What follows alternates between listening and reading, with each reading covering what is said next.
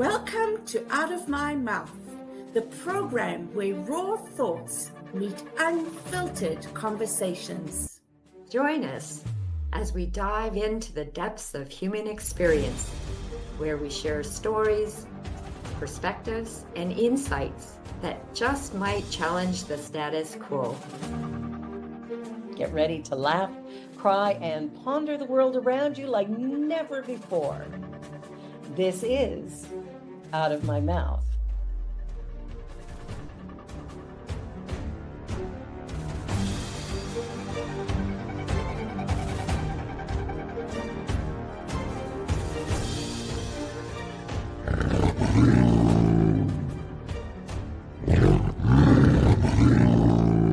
The views and opinions of our guest and hosts do not necessarily reflect those of New Thought Media Network, or any organization we may be affiliated with.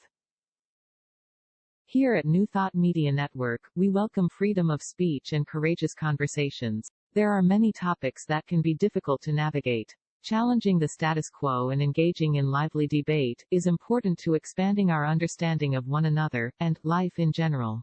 Creating a peaceful world doesn't happen because no one disagrees, it happens from a willingness to understanding one another. In our programming, we strive to expand consciousness and assist people in creating remarkable lives. Your comments are welcome at info@ntmedia.org. Good afternoon. Good afternoon. Out of My Mouth. I'm Barbara Jean. I'm Mark And Dupuy. Cheryl Rogers. Well, we're so excited that you're here today, where we have conversations that just go deep, far, and wide. And on that note, I'm going to get Mark to give us our land acknowledgement. Thank you, Barbara. My pleasure. Let's take a moment. Pardon me, please. Let's take a moment, sit in peaceful reflection, and express some gratitude. In the spirit of reconciliation and peace, we are grateful for the opportunity to meet on these sacred lands. We thank the generations of people who have taken care of this land for thousands of years. We recognize our oneness. We realize our history. We choose to create a new reality. We are one. Miigwech. Which, and now I get to welcome back last week's guest on our show, Reverend Pat Bessey. As we know, Pat is a Unity minister, master prosperity teacher, seminar leader, consultant, spiritual counselor, certified life coach. Oh my gosh. And so much more. And last week we got onto the discussion was basically communication with those on the other side, and talking about death and dying, and how we don't have to be alone, but we can really I would say foster our connection with those on the other side by certain practices and things that we do. And this week, we're going to talk about the wisdom years, because that was something that came up in our pre-discussion last year, and even a little bit in the show, about the years in our, I'm going to say our last quarter. And the things that we experienced, and we spoke about how we don't really talk about that, and we don't really talk about the death and dying part of that, or the people that we lose around us. And so Rev Pat has some great insight, experience, and knowledge about that, which she's bringing to us today. So welcome, Pat. Thank you so much. It is a delight to be back with you guys. I feel like I have a new little pod that I get to play with, and I love that. So thank you for having me back.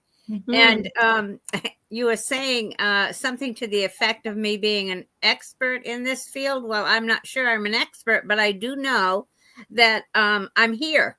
I'm in this time of the wisdom years. And so and I find it it's a very exhilarating time. Mhm. And so when we were having a conversation last week, we kind of touched on this, and to me, this is another important area that, as you mentioned, Cheryl, doesn't get acknowledged enough. Mhm. We don't have the society that we live in today is very different than the society of the people that came before us, our ancestors. Yeah. And so what their life looked like in their wisdom years is very different Yeah. from what ours is looking like now. Mhm. And so it's an exciting time to be here. Mhm. And it does come with some challenges, but it also comes with some great opportunities. Mhm. Mhm. And so Bef- I'm happy to have a conversation about that. Thank you. Before we go on, can I just ask what you mean by acknowledged? That we don't get acknowledged. I feel, and this comes from some of my colleagues and some people that I talk to that are in my same age group, that they're finding that their children don't seek out their advice. They don't seek out wanting to find out what they think about stuff. One of my friends says, I feel like I get set in the corner and I'm just there to look pretty, but my children don't acknowledge me and don't want to know what I think about things. Yeah. And so I think that's what I am meaning about the being acknowledged. And I personally have found that I personally need to start creating my own way of doing things rather than waiting. And I only have one child, and he's a grown man, and I'm not, sometimes there are things that I want to do that aren't in alignment with what he's doing. And so rather than me just sitting and waiting to get invited to something, I just create my own world. Yeah. And that has been satisfying for me, rather than sitting back and expecting that he's going to remember to call me, and he calls me, but to invite me to dinner or whatever. I hope that helps you a little bit with what I'm talking Thank you. Perfect. I'd like to add to that, and thank you, Pat. I think, when you think about past generations, families stayed together. The grandparents were around more. Yes. In fact, they even lived in more communal kind of gatherings, right? We Yes. talk about it takes a village. And I think that was a lot healthier for our kids, but that's another story.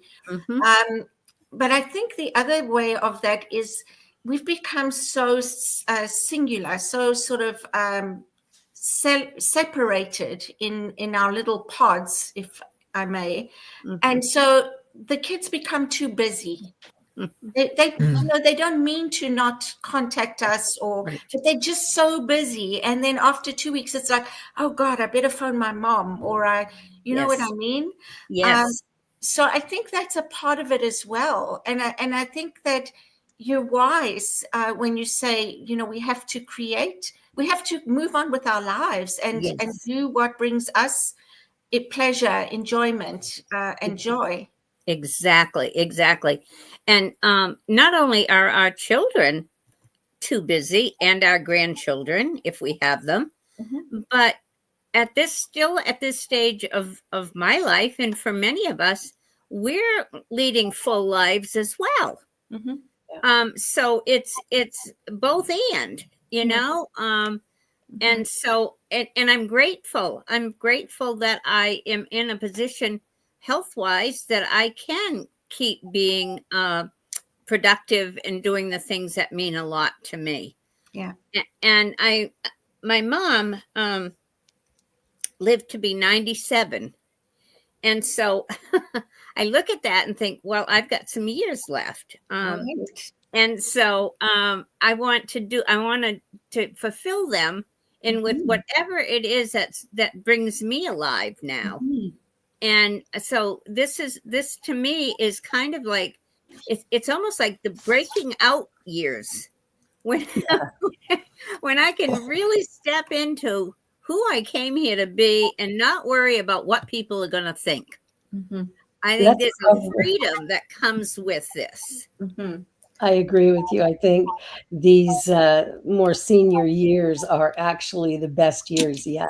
Yes. You know, a time when we don't have to worry so much, or we simply don't worry so much about what other people think. Mhm. It's not like when we were 20. It's like, Mhm. what are Exactly. people going to say? But I think that's, do you think there's a greater, because of these issues of, you know, the way family sort of falls away, is there an issue with people feeling extreme loneliness if they don't go out and start filling that space with something that they enjoy? Absolutely. Absolutely, Barbara. You hit on something that's really, really important. And Mhm. that is the isolation. Mhm. You know, Maine is the, I think it's the state that has the oldest population, Mhm. and isolation is a very big issue Mhm. in our area. Mhm. And the other side of that is that the person who is having difficulty with isolation won't reach out, Mhm. won't ask for help. Mhm. And so this is another place that's really, really important. And Mhm. I didn't intend to talk about this, but I am going to talk about this because one of the projects that I'm working on right now with some other friends is what we're calling Maine Sunshine Companions. And it's a program that identifies the isolated elderly Mhm. and creating a volunteer team that will go in and be friends, not go in and be caretakers, not Mhm. go in and do cleaning, Mhm. but just to go in and be friends, maybe play cards, maybe checkers, maybe whatever it is that they are would like to do, but that this person comes in once or twice a week Mhm. just to have connection time. Mhm. And we find that it's really, really an important area, Yeah. because what you also find is that when people are being active and they have a social life, their anxiety goes down, Yeah. less medications, they stay Mhm. more mobile. There are so many benefits when there are people that are interacting with them on a regular basis. Yeah. Absolutely. Are you finding people are receptive to this? Well, we're in the pilot program of it right now, Marg, and we are really excited about it because I do believe that it is going to be a game changer. Mhm. I think, and part of it is that the volunteers we will find out what the client, I'm going to use client for lack of a better term, but Mhm. what the client's passions are, and then find a volunteer that matches that. Mhm. Mm. So if there's somebody that likes to paint, then Mhm. find a volunteer and they go in and then they can maybe paint for a couple of hours together. Mhm. Finding things that are what brings them alive. Beautiful. And Yeah. I think that's going to I think that's going to be a really important Mhm. thing. And the other, in the summertime, somebody may want to do gardening Mhm. but are not motivated. But if Mhm. there's somebody that comes and says, "Hey, let's get out and play in the dirt," then Mhm. that's going to motivate them, Yeah. Yeah. because we know isolation, along with isolation comes depression. Pressure. Yes. Exactly. That's exactly where I was going. Yep. It's very sad. It's a very sad way to end one's life. And of Exactly. course, Exactly. COVID has really amplified the idea of isolation. Yes. Mhm. There's people still who are afraid to go out Mhm. because they might get COVID. So I think, there, we've had a few things that set it up in a way to create a real difficult situation for, Mhm. especially for seniors, I think. You're so right there. And those of us that are leading spiritual communities, we see this Yeah. because our attendance is down from what it was pre-COVID. Mhm. And if you're live streaming, then you're getting some of those people on a Sunday. But I have people who would have been there every single Sunday Mhm. that have not come back. They're online, but they're not in the sitting in the seats. So it has really changed the complexion of our lives in a many different ways. And this is one that I don't think has been is a good service to us. I think. But there's another piece to that too, though, that I think has happened. And I think that is that people are beginning to define what they do want. Yes. COVID, we got slowed down enough that now people are being very picky and choosy about the things that they do. And so it's not, there's discernment that goes on about whether I want to go do this or I want to go do that. Yeah. So that's, they're taking better care of themselves and not just doing everything and trying to please everybody. So I think that's an important area as well. Absolutely. When you were talking about children and reaching out, and my adult son called me a couple of days ago, and so that's not usual. It's not that we're not close. That's not what I'm saying, but him reaching out is not common. And so, I pick up the phone and I go, "Yeah, what's up, Sean?" He goes, "Mom, I just called to talk." And I'm like, "Okay, I know I'm being set up here." That's I call and talk to my mom, and then he got into why he was calling. There's a reason, right? An ask or something. Yeah. Can you do me a favor? Or yeah.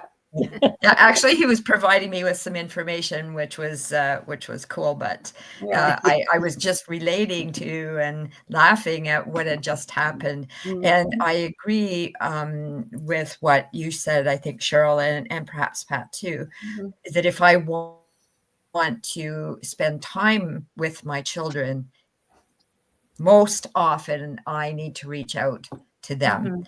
The positive response, but they don't think to pick up the phone and say, "Hey, Yes. do you wanna?" Yes. Yeah. Yes. Exactly. And so our own relationships and cultivating our own group of friends is a very important part of the wisdom years. And there's I have a group of 5 or 6 women that we get together and do things together.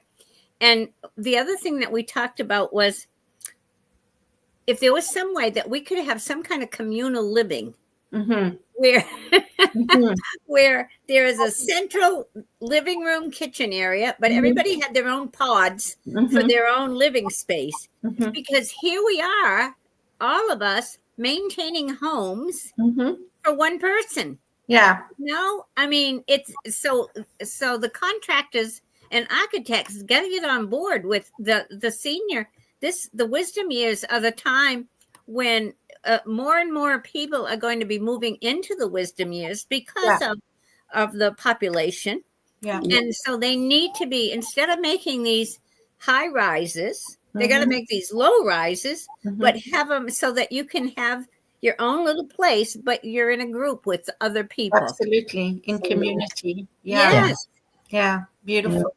Because community is really what is needed for us to survive, not so much survive, but to thrive. Oh, yeah. Absolutely. And that's science, right? It's proven. Yes, absolutely. Yes.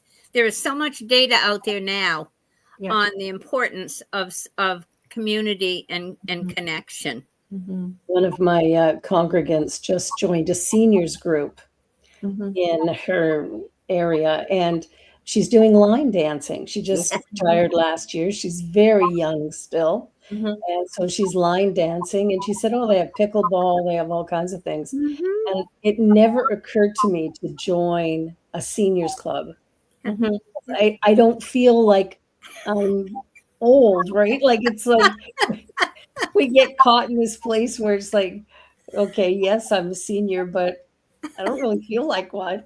And then she's talking about going to I thought, oh, maybe it's people like me who just want to hang out and do fun stuff. Mhm. And anyway, Yeah. I thought it was great when she mentioned it. So I thought, I think I'm going to look for one in my area. That reminds me of I have a 94-year-old, and she is just a ball of energy and everything. And she just started taking tap dancing lessons. Wonderful. And Wow, I'm that's telling you, awesome. it's so fun. Yes. And she is just and I keep telling her, I say, Gloria, I want to be just like you when I grow up.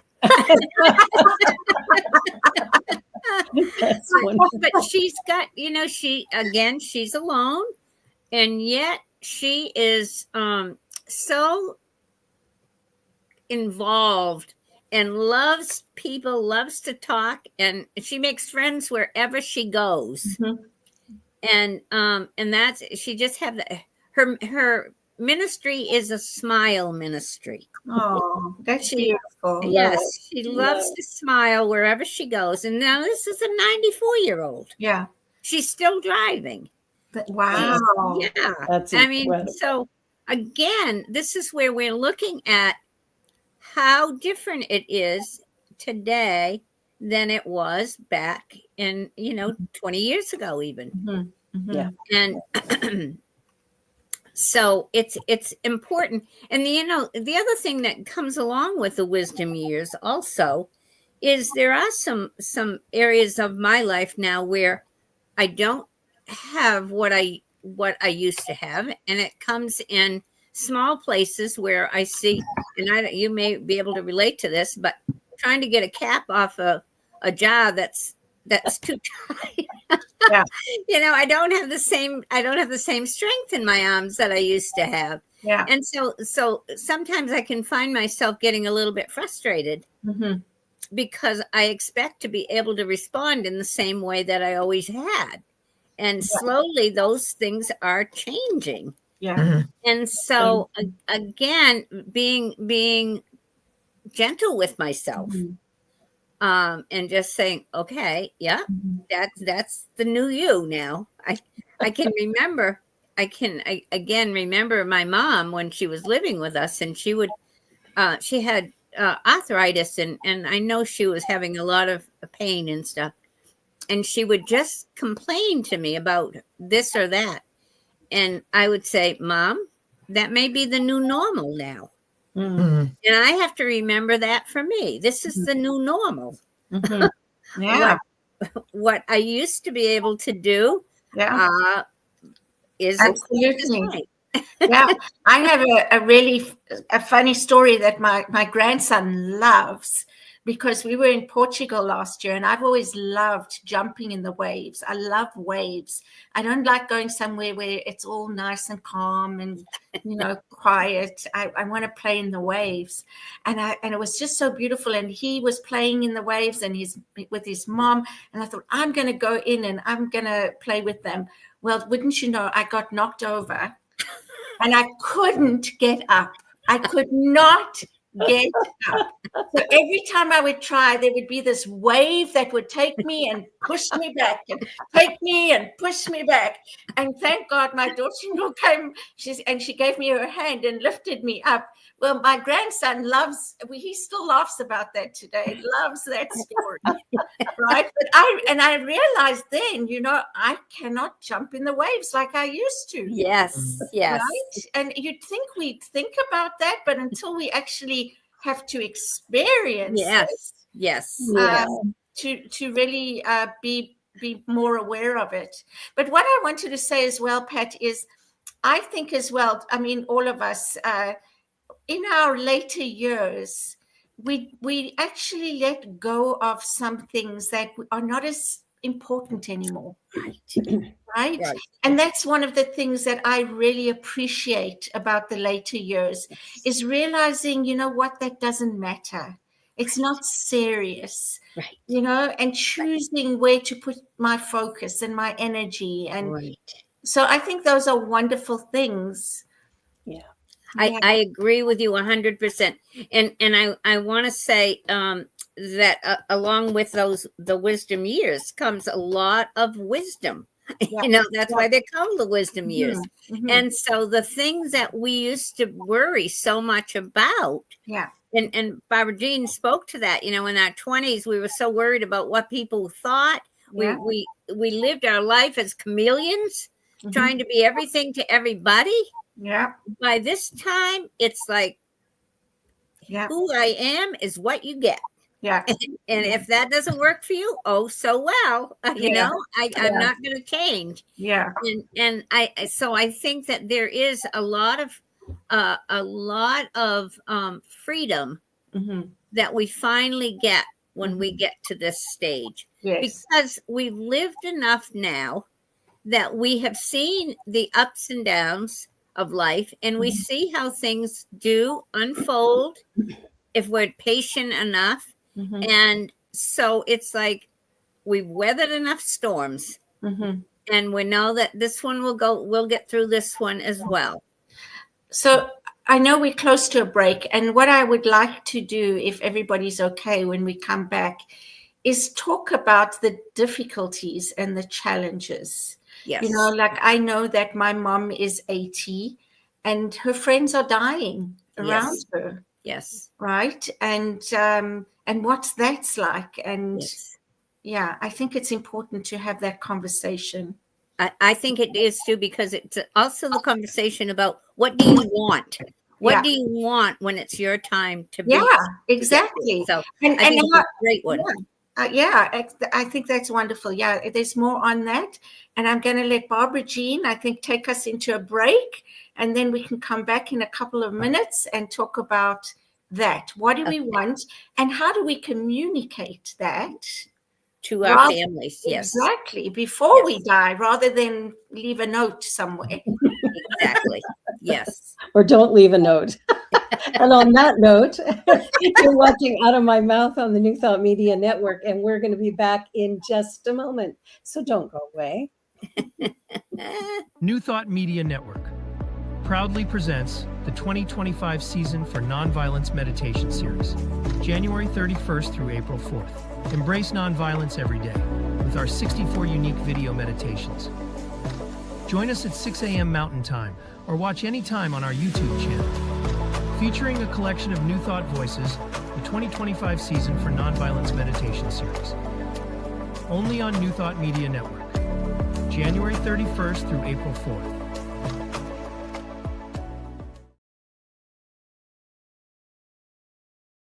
Welcome to Science of Mind Archives, your gateway to spiritual wisdom.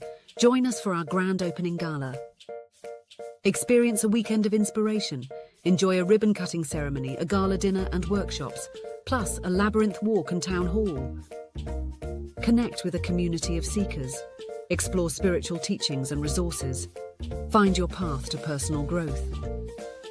Join us from April 24th to 27th. Lodging options are still available. Visit our website www.scienceofmindarchives.com for more details. Please RSVP by March 15th. Featuring Reverend Jesse Jennings, musical inspirations with Karen Drucker, and the spirit of Ernest Holmes.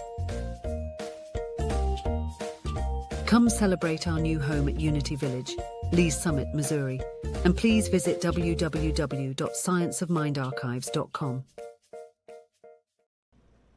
Please help us say thank you to our organizational sponsors, including the Hepperlin Foundation, Affiliated New Thought Network, International New Thought Alliance, Science of Mind Archives and Library Foundation, Center for Spiritual Living Denver, Center for Spiritual Living Midtown, New Thought Philadelphia, Planned Happiness Institute, Summit Center for Spiritual Living, One Heart Retreats, Center for Spiritual Living on the Lake, Unity Spiritual Center, Kitchener, Home Center for Spiritual Living, La Mesa, Satya Center, Center for Spiritual Living, North Jersey, Unity of Savannah, and Center for Spiritual Living, Seattle, as well as all of our individual donors.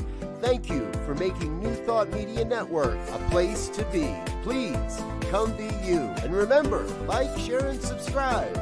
New Thought Media Network, positively inspiring. And we're back. You're watching Out of My Mouth here on the New Thought Media Network. And when we were going to break, Cheryl suggested we start talking about the challenges faced by all of those of us living in those wisdom years. During the break, I thought we should have done it the other way round, right? We should have talked about all that first and then ended on a really positive note. But we've done it the opposite, and that's okay. We can still end on a positive note. Absolutely. Okay. Yeah, Absolutely. yeah. Well, this is a positive conversation. Mm-hmm. Absolutely. That's true. That's Seriously. very true. Yeah, Because, and this is again where it's a mindset. yeah. It's a mindset when we realize that we're all going to be at that door at some point along the way. And Yes. there's no escaping it. It's, Mhm. that's the only way out. Yeah, And who doesn't want to leave at some point? yeah. So, so when we look at it from a standpoint of, I want to leave in the very best way possible. Yes, that's very positive. And that's making sure for me is making sure that I have my affairs in order. Mhm. And my affairs go beyond my financial affairs. Mhm. It goes to, what do I want Mhm. as I'm moving through and out the door? Mhm. And I don't think that's something that people take time enough to figure out. Mhm. It's true. It's true. Isn't It's that a interesting? really- Sorry, Barbara Jean, go ahead. I was just going to say it's such an important part. 2 years ago, I did a living wake for a woman who had brain cancer and was using MAID to end her life about 2 months later. And it was the most beautiful service ever. You talk about memorial services and what they can be, celebration of life. Hers really, really was. And everybody was in the restaurant. She got to chat with everybody and say goodbyes and cry and laugh and do all the stuff that we do. And then when I spoke, I started with a joke because the tension in the room was so thick that you cut it with a knife. But that joke just sort of, it's like popping a balloon. It was like everything left, and then we could have this really heartfelt spiritual thing that happened after that. Yeah. It was remarkable. It was the best experiences of my life. Mhm. Really.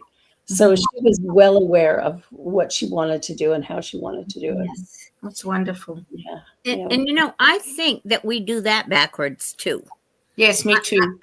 I think Just thinking that. Why don't we do that rather than the other way around? Exactly. I mean, to me, that is the time when you want to be hearing about how your life impacted somebody else. Absolutely. And so we don't offer that enough.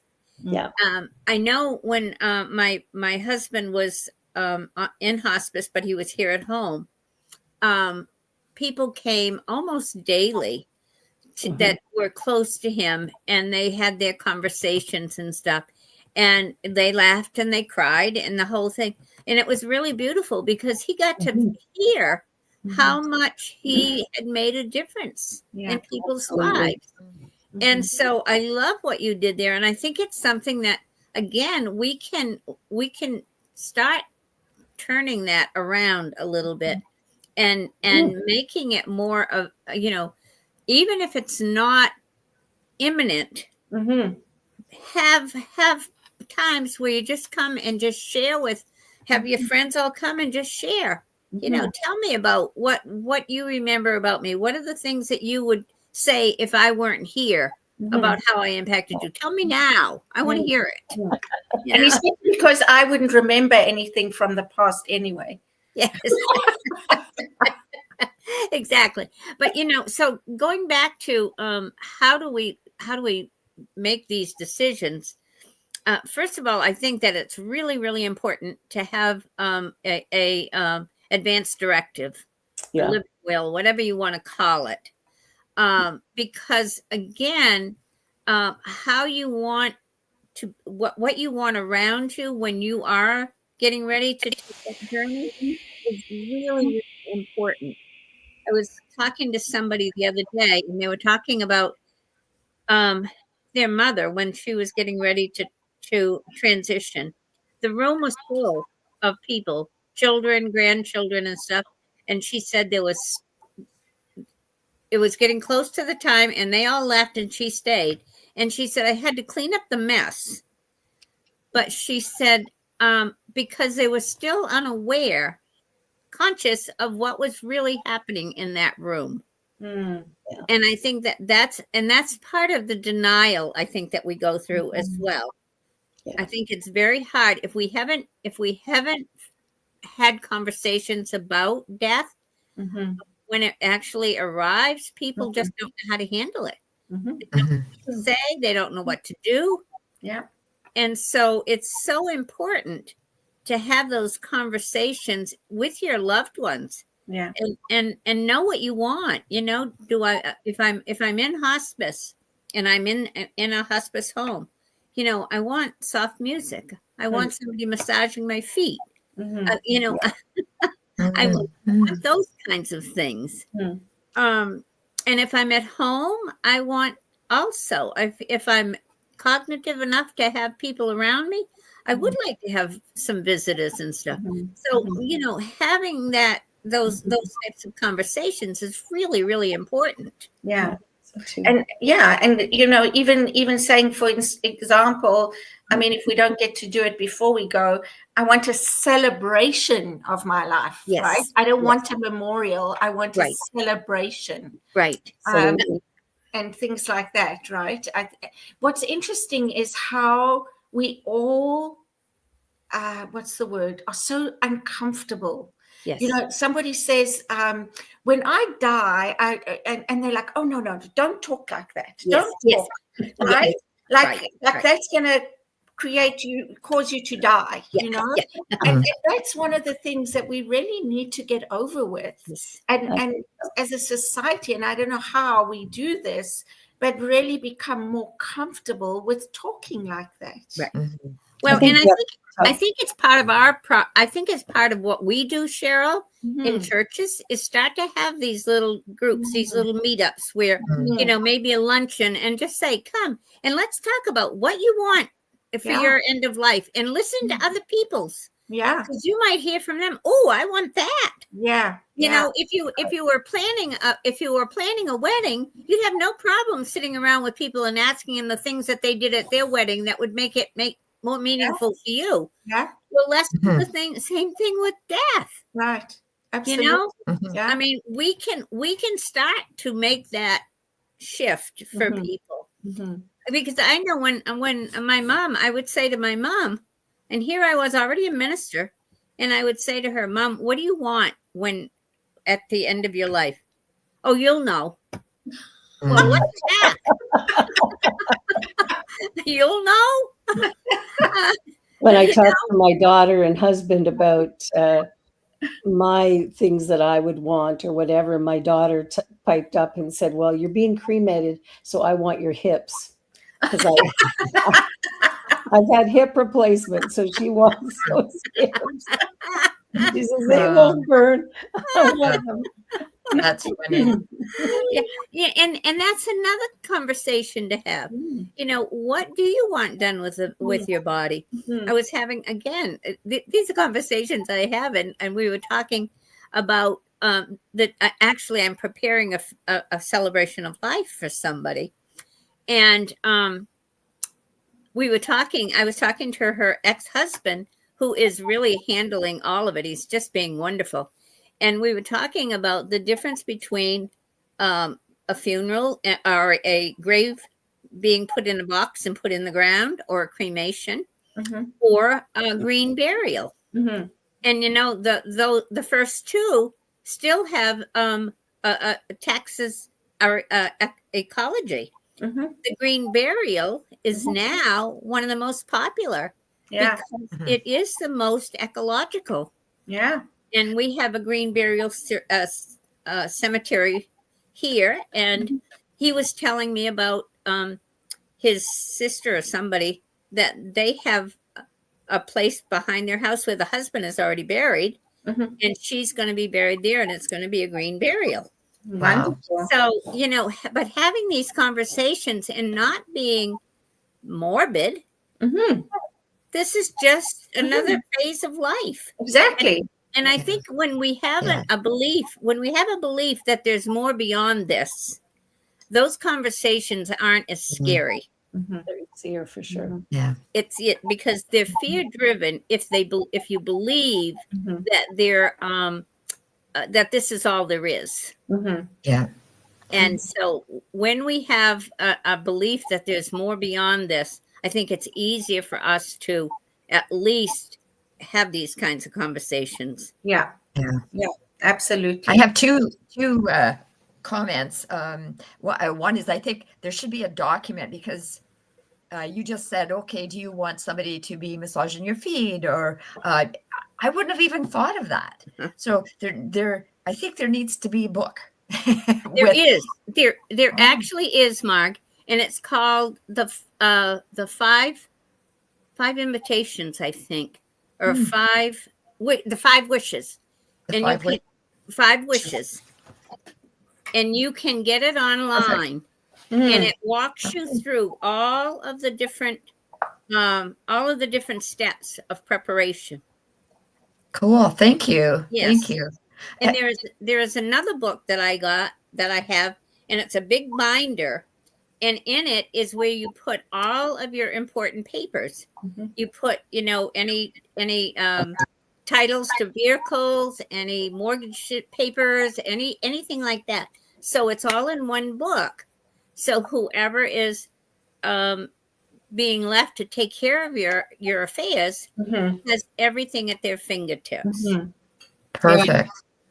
Now, So the other thing that I wanted to say was, so a few years back, the same son that I was talking about earlier, there was a conversation that was had that I was quite surprised at, because he doesn't like to talk about things at all except hockey. And I found out that his preference would be that I was in a coffin, so that he could have closure, so that he could see me. And I was adamant before, like, nobody's ever going to see me when I'm dead, and cremated. Bye-bye. No, none of this funeral stuff, right? This is me burying my head in the sand. And I recognized after that, I'm going to be gone. It's not about me. So there's that shift as well. Okay, what part is it about me? What part of it is about those who are left behind? yes. The whole thing is about those left behind. I met a woman last summer who was talking about, she would not have anything done. She didn't want to do anything. And I went, no. I said, this isn't for you. Yes. This is for the people you leave behind. Right. And it doesn't have to be hugely expensive. You can do a service in your backyard. Yep. Right? It's like, so it's about people getting an opportunity, people coming together and sharing the one thing they have in common, which is the grief of the loss of that person. And it's amazing the conversations that come from that. Absolutely. It's such a beautiful, beautiful. I've done so many celebrations of life and memorials that I'll tell you, I wouldn't trade it for anything. It's the best. I best love doing. I shouldn't say I love doing them. I appreciate doing them so much more than weddings. I'll stay clear of weddings. But you just bring up a very good point too, Barbara Jean, and that is recognizing who the celebration of life is really for. And I will tell you, when my husband passed in January of 2022, he was cremated, and so I was not ready yet to do a celebration of life. And that's one thing cremation gives you the chance to have a little bit of space. So I decided, okay, I was going to have a celebration of life around April. And then as April was coming, I can't do it. I can't do it yet. And so what I ended up doing was, his birthday was July 24th, and he would have been 80. And I decided that's what I was going to do. And what we did was, down at the church, we had a big fire circle and drumming, and people came and shared their stories. And that was his celebration of life. Beautiful. And so you can do, this is, again, there isn't a right way or a wrong way. Yeah. It's whatever feels right for the family and for whatever it is that person wants to have, if they've made their wishes known. Yeah. Yeah. Beautiful. Thank you for sharing that, Pat. Yeah, it's beautiful. I'm thinking also, so having the conversations, making, sitting down with those who are part of your family, and sometimes, it's going to take more than one or two times to get them to, it's almost like you got to spoon feed them. Yeah. That this isn't something that's going to happen immediately. Yeah. But I really would love it for you to know what I really do want. So it'll make it easier for you. And I know for people that have set up everything, I heard the family say it was just easy because we knew exactly what was needed and what she wanted or what he wanted. Yeah. So it's a very caring, loving thing to do for your family. It is. It is. Barbara Jean, I want to ask you, did you say that the person that you had the celebration of life before they passed, were they doing a medical aid? Yes, they were doing MAID, so medically assisted. Maine has that option as well. And there is a great series, and I don't know if you've seen it. It's on Amazon Prime, called "Take Me Out Feet First." Oh, no. Take Me Out Feet First, and it's 6 episodes, and it's all about the medical aid in dying, and it's different situations where people have it in their state, and where people that don't have it in their state, and what that's like for them.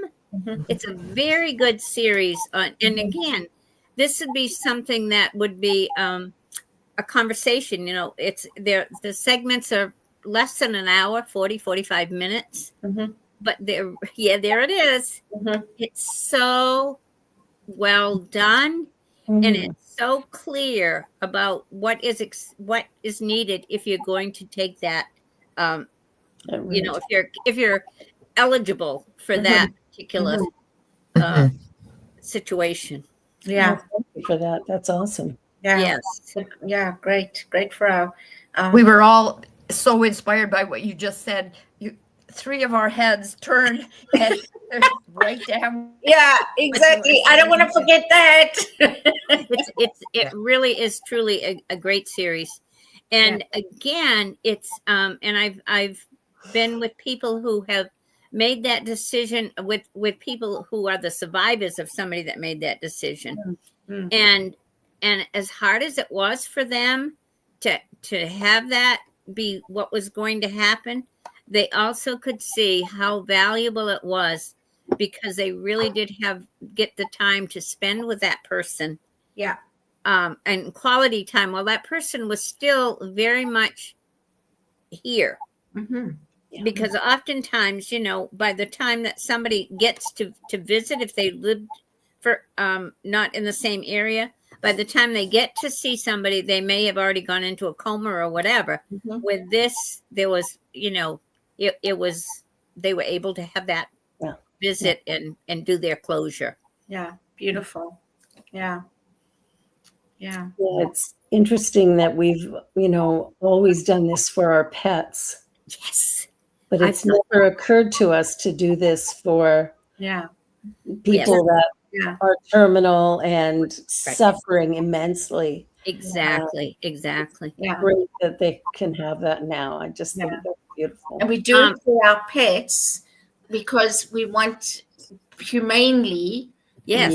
It's right. So to put them out of pain or to put them out of, and like you say, but we don't want to do that for a loved one.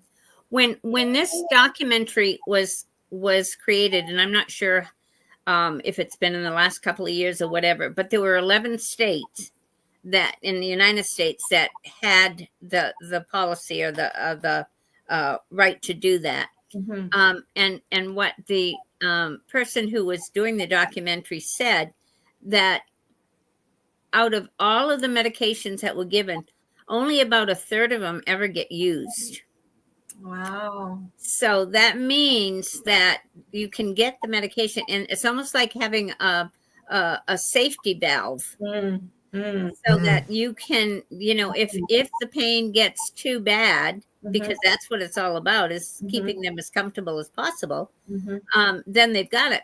But only about a third get used. So 2/3 of the people don't follow through with it, but they know that it's there if they want to. It's an option. They can It's an option. Absolutely. Yeah. Yes. You have a choice, which I think is really good, wonderful. Exactly. Mm-hmm. And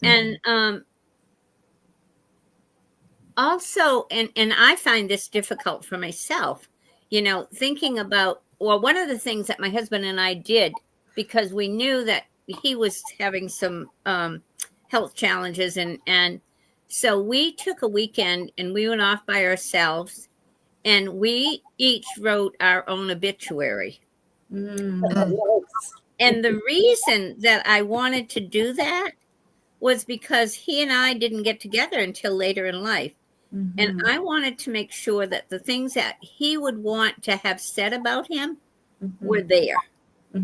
And so that was an important piece for us to do. And then when he did pass, my son and I, because my son is really good with words and he knew LeRoy really well, we massaged it a little bit. But the basis of it was what he had written. And that, to me, was a really important piece, too. Yeah.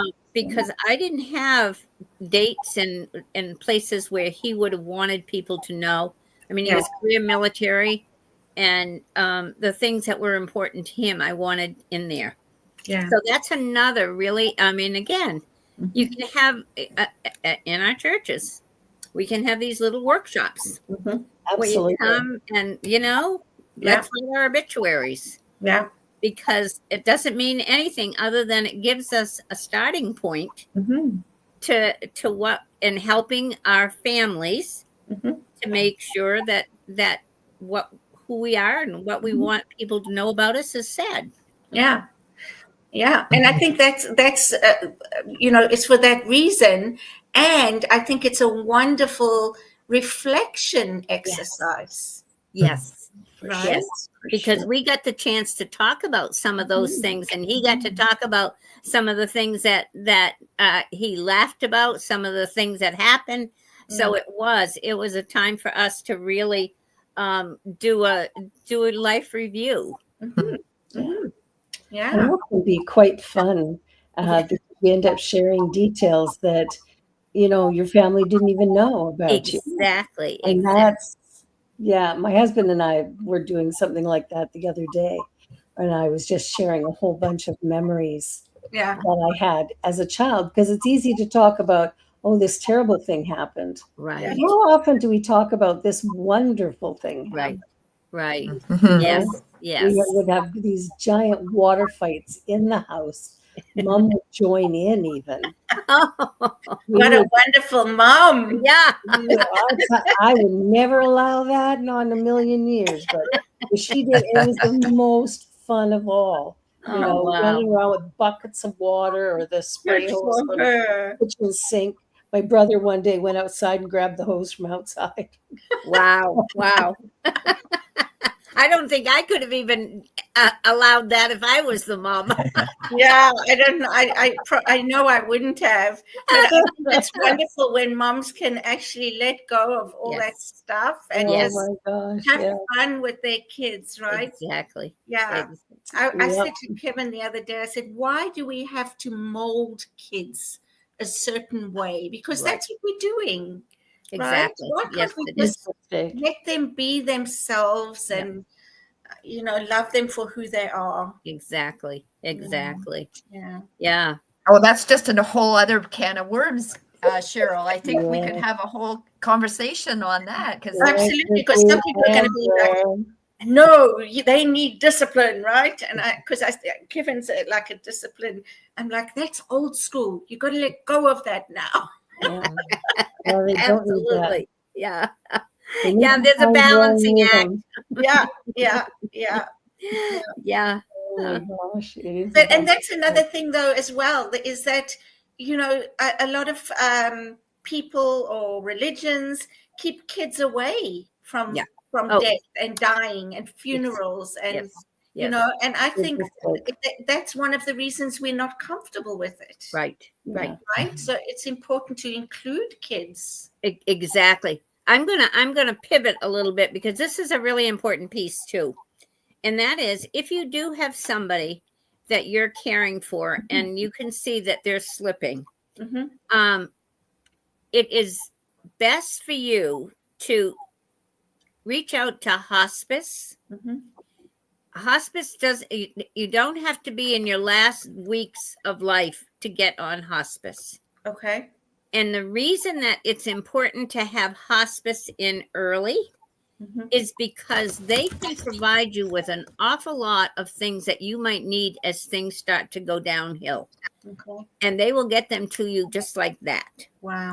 And so to get evaluated, Mm-hmm. just have them come and evaluate the person.